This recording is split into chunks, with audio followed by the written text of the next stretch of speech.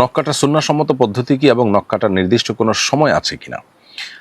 নারী পুরুষ সকলের জন্যই নখ কাটা সুন্নাহ। নখ বড় হলে সেটাকে কেটে ফেলা সুন্নাহ। এ বিষয়ে সহিহ মুসলিম একটি হাদিস বর্ণিত হয়েছে আয়েশা রাদিয়াল্লাহু তাআলা থেকে, যে নবী করিম সাল্লাল্লাহু আলাইহি ওয়াসাল্লাম বলেছেন, আশারু মিনাল ফিতরাহ, 10টি কাজ আছে যেটি প্রকৃতিগত সুন্নাহ বা প্রকৃতিগত বিষয়। অর্থাৎ আল্লাহ তাআলা মানুষকে যেভাবে সৃষ্টি করেছেন তাতে এই সুন্নাহগুলো সৃষ্টিগতভাবে মানুষকে মেনে চলতে হয়। অর্থাৎ সকল যুগের মানুষের জন্য এটি প্রযোজ্য, সকল নবীদের সুন্নাহ এটি। কারণ সুন্নাহটি প্রকৃতিগত, যার কারণে আল্লাহ যে প্রকৃতি দিয়ে আমাদেরকে সৃষ্টি করেছেন সেই প্রকৃতিতে এই সুন্নাহ আমাদেরকে প্রতিপালন করতেই হয়। সেই 10টি সুন্নাহর একটি হলো কসুল আজফার বা নখ কাটা। অতএব নারী হোক পুরুষ হোক সকলের জন্য নখ বড় হয়ে গেলে কেটে ফেলাটাই হলো সুন্নাহ। এবং নবী করিম সাল্লাল্লাহু আলাইহি ওয়াসাল্লাম শুধু সুন্নাহ না, তার পূর্বে সমস্ত নবী রাসূলদেরও সুন্নাহ এটি। নখ কাটার ক্ষেত্রে বিশেষ কোনো পদ্ধতি পরিষ্কারভাবে হাদিসে বর্ণিত হয়নি যে অমুক আঙ্গুলের পরে অমুক আঙ্গুল, তারপরে তমুক আঙ্গুল, এরকম কোনো বর্ণনা কোনো হাদিস দ্বারা প্রমাণিত নয়। তবে যে কোনো ভালো কাজের ক্ষেত্রে নবী রাসূলুল্লাহ সাল্লাল্লাহু আলাইহি ওয়াসাল্লাম ডানকে প্রাধান্য দেওয়া পছন্দ করতেন। সেই হিসাবে আমরা নখ কাটার ক্ষেত্রে আগে ডান হাতের, এরপরে বাম হাতের, পায়ের ক্ষেত্রে আগে ডান পায়ের, এরপরে বাম পায়ের নখ কাটবো। ডান দিক থেকে যে কোনো ভালো কাজ শুরু করার নির্দেশনা নবী সাল্লাল্লাহু আলাইহি ওয়াসাল্লাম দিয়েছেন, অতএব আমরা নখ কাটার ক্ষেত্রে ডান দিক থেকে কাটবো। এটি হলো সুন্নাহ এর অনুকূল। এর বাইরে নখ কাটার জন্য নির্দিষ্ট আলাদা কোনো পদ্ধতির কথা কোরআন বা হাদিসের কোথাও বর্ণিত হয়নি। ছাত্র জীবনে আমি সবসময় শিক্ষকদের প্রতি অনুগত এবং শ্রদ্ধাশীল ছিলাম এবং কখনো অসৌজন্যমূলক আচরণ করিনি, কিন্তু ইদানিং কিছু বিষয়ে দ্বিধায় আছি। যদি কোনো শিক্ষকের নির্দেশনা আমার জন্য ক্ষতিকর হয় বা আমার ক্যারিয়ারে বাধা সৃষ্টি করতে পারে বলে মনে হয়, তাহলে সেক্ষেত্রে সেই নির্দেশনা অ্যাভয়েড করার অধিকার আমার আছে কি? প্রথম কথা হলো যে আপনি যদি কোনো প্রতিষ্ঠানে ভর্তি হয়ে থাকেন এবং প্রতিষ্ঠানের নিয়ম কানুন থাকে, তাহলে সেটা আপনাকে মেনে চলতে হবে, যেহেতু আপনি সেটি মেনে চলতে অঙ্গীকারাবদ্ধ হয়েই আপনি ভর্তি হয়েছেন। ভর্তির পর যদি আপনি সেই নিয়ম কানুন আপনার পছন্দ না হয়, ক্ষতিকর মনে হয়, তাহলে প্রতিষ্ঠান চেঞ্জ করার আপনার এখতিয়ার আছে, কিন্তু আপনি যে বিষয়ে মানবেন বলে অঙ্গীকার করেছেন সে বিষয়ে না মেনে চলার সুযোগ আপনার নেই, কারণ মুসলমান তার অঙ্গীকার রক্ষা করতে হবে।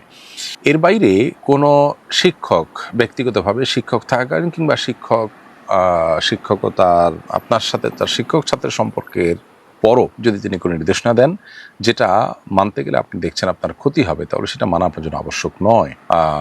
এটি না মানলে আপনি শিক্ষকের প্রতি অসম্মান করেছেন বা তার প্রতি অশ্রদ্ধা করেছেন এমন কিছু প্রমাণিত হবে না বা এমন কিছু বলা যাবে না। এই জন্য আপনার জন্য কল্যাণকর কিছু বললে সেটিকে আপনি মানবেন, অকল্যাণকর কিছু হলে তার প্রতি অশ্রদ্ধা না করে আপনি বিনয়ের সাথে আপনার অপারগতা প্রকাশ করবেন বা আপনি অ্যাভয়েড করবেন, সে এখতিয়ার আপনার অবশ্যই আছে। এর ফলে আপনি বেয়াদব হয়ে যাবেন না বা শিক্ষকের প্রতি অসম্মান প্রদর্শনকারী হিসাবে বিবেচিত হবেন না। এরপরে প্রশ্ন হলো, কুকুর কেনাবেচার জন্য অ্যাপ বানিয়ে দেওয়া যাবে কিনা?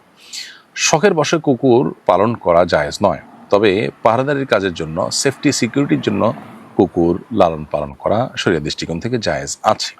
কুকুর কেনাবেচার যে অ্যাপ তৈরি হবে সেই অ্যাপে যদি সাধারণত শুধু শখের বসেই মানুষ কেনাবেচা করবে পশু, এটি যদি আপনি জোরালোভাবে চান, জোরালো সম্ভাবনা যদি এটিই থাকে, তাহলে সেক্ষেত্রে সেই অ্যাপ বানানো আপনার জন্য সঠিক হবে না, কারণ সেক্ষেত্রে আপনি এটা নাজায়েজ কাজে মূলত সহযোগিতা করছেন। আর যদি সেখানে সব ধরনের কেনাবেচাই হবে এরকম হয়, তাহলে সেক্ষেত্রে এই অ্যাপ বিক্রি করতে অসুবিধা নেই। বিশেষ করে সিকিউরিটি রিজনে যদি কুকুর কেনাবেচা ব্যাপকভাবে হয় এবং কেউ শখে কেউ সিকিউরিটিতে নানাভাবে কেনাবেচা করতে পারেন এরকম একটা ব্যাপার থাকে, তাহলে সেক্ষেত্রে এই অ্যাপ বানিয়ে দেওয়া নাজায়েজ কোনো কাজ হবে না। কারণ কুকুর কেনাবেচার ক্ষেত্রে হালাল এবং হারাম দুইটারই অপশন আছে। যেহেতু দুইটা অপশনই আছে, তাহলে এরকম বিষয়